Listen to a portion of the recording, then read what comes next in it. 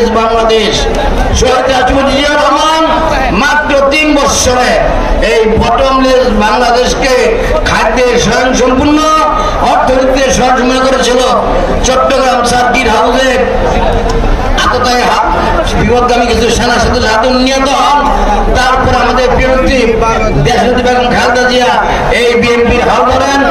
উনি স্বৈরাচার সরকারের পতন 1991 সালে ঘটিয়ে উনি রাষ্ট্র কাঠামোর ক্ষমতা আসেন। 3 বারের সাবেক প্রধানমন্ত্রী আমাদের বর্তমান নেতা জনতা তারেক রহমান, উনি যে 31 দফা ঘোষণা করেছেন, আগামী দিন এই 31 দফার মাধ্যমে উনি রাষ্ট্র পরিচালনা করবেন। নেতা কর্মী সমর্থক আছি, আমরা জনতা তারেক রহমানকে 31 দফার মাধ্যমে দেশ পরিচালনা করার জন্য সার্বিকভাবে সহযোগিতা করব। প্রিয় বন্ধুরা, আপনারা র্যালিতে অংশগ্রহণ করেছেন, তাদের সকলকে